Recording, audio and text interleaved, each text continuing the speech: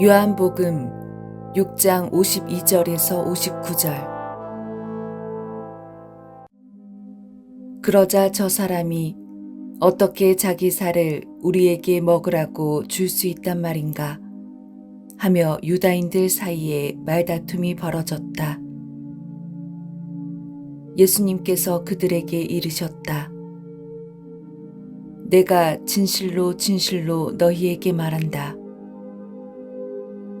너희가 사람의 아들의 살을 먹지 않고 그의 피를 마시지 않으면 너희는 생명을 얻지 못한다. 그러나 내 살을 먹고 내 피를 마시는 사람은 영원한 생명을 얻고 나도 마지막 날에 그를 다시 살릴 것이다. 내 살은 참된 양식이고 내 피는 참된 음료다. 내 살을 먹고 내 피를 마시는 사람은 내 안에 머무르고 나도 그 사람 안에 머무른다. 살아계신 아버지께서 나를 보내셨고 내가 아버지로 말미암아 사는 것과 같이 나를 먹는 사람도 나로 말미암아 살 것이다. 이것이 하늘에서 내려온 빵이다. 너희 조상들이 먹고도 죽은 것과는 달리 이 빵을 먹는 사람은 영원히 살 것이다. 이는 예수님께서 가파르나움 회당에서 가르치실 때 하신 말씀이다. 많은 분들이 좋지 않은 일이 생길 것 같으면 걱정부터 합니다. 닥쳐서 경험하지도 않은 상태에서 걱정이 되는 것은 자연스러운 반응이죠. 그러나 그런 걱정을 노상하노라면 심리적 부작용이 생깁니다. 일어날 좋지 않은 상황을 과대 예측한다는 것입니다. 그래서 엉뚱하게도 부정적 생각에 짓눌려서 병을 갖게 됩니다. 신경성 질환들이 이래서 생기는 것입니다. 그러나 사람의 몸에 면역 체계가 있듯이 사람의 마음에도 같은 시스템이 존재합니다. 극심한 스트레스 상황이 닥치면 심리적 면역 체계가 작동하여서 어려운 상황을 통하여 입은 상처를 회복시켜 준다는 것입니다. 그런데 이 심리적 면역 체계는 버튼을 눌러야 작동됩니다. 다니엘 길버트와 팀 윌슨 박사는 정서 예측 이론을 주장한 사람들입니다. 이들의 실험에 의하면 절친한 사람과 헤어지는 상상을 한 사람과 실제로 헤어진 사람을 비교한 결과 상상한 사람은 부정적인 결과를 과대 예측한 반면에 실제 실현을 당한 사람은 예측보다 더 빨리 회복이 되더라는 것입니다.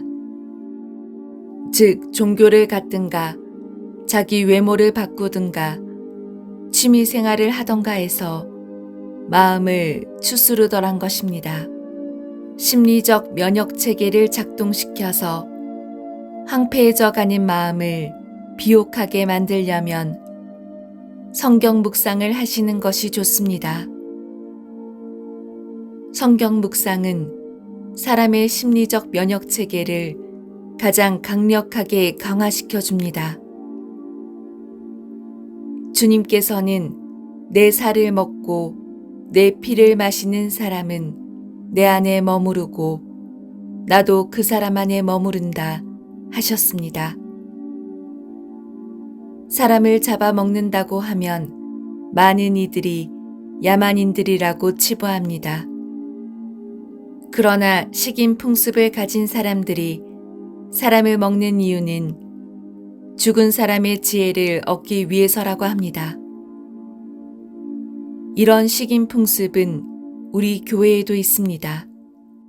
성체성사 그리스도의 몸과 피를 먹는 전례 행위입니다. 주님의 영을 받아들이기 위한 일종의 상징적 식인 풍습이었던 것입니다. 그래서 초대 교회 때는 이교도들로부터 사람의 살과 피를 먹는 이단들이라고 비난도 받았다고 합니다. 그러나 우리는 성체 성사를 통하여 그분이 주시는 은총을 받습니다. 그런데 주님의 살과 피를 먹는 또 다른 방법은 성경 묵상입니다. 현대인들의 식인 풍습은 상징적 행위로 변했습니다. 사람을 먹는 것이 아니라 그 사람이 만든 책을 먹는 것입니다. 읽는 행위는 심리적으로 저자를 먹는 행위와 동일하기 때문입니다. 많이 먹고 소화를 시키는 사람들은 정신적으로 건강합니다. 생각의 폭이 넓어지고 깊어집니다. 지성인이 되는 것이죠. 성경은 왕 중의 왕, 책 중의 책, 사람의 영혼을 가장 크게 강화시키고 건강하게 만들어주는 빵 중의 빵입니다. 그래서 성체 성사와 성경 묵상을 함께하는 신앙인은 강건한 사람들이라 불리우는 것입니다. 이리저리 채널을 돌리다가 어떤 종교 방송을 보게 되었습니다.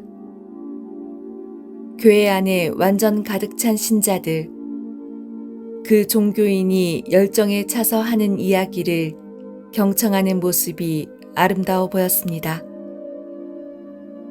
그런데 문제는 그 이야기의 내용입니다. 자화자찬은 둘째치고 사람들에게 감당기 어려운 이야기를 함부로 하고 자신은 마치 그런 모든 것을 다 극복한 사람인 양 이야기하는 것을 보면서 속에서 화가 올라왔습니다. 아니, 저자가 저렇게 말하면 신경증적인 사람들은 어쩌라고 하는 마음이 들었습니다. 무지막지한 신앙론, 시장에서 만병통치약을 하는 돌팔이들처럼 전혀 근거 없고 부작용이 생길 것이 뻔해 보이는 말들을 서슴없이 주님의 말씀인 양 소리쳐대는 모습을 보면서 어이가 없다 못해 정말로 가르치는 자리에 있는 사람들은 무지에서 벗어나기 위한 공부를 죽도록 해야 하는구나 하는 반성을 하게 되었습니다.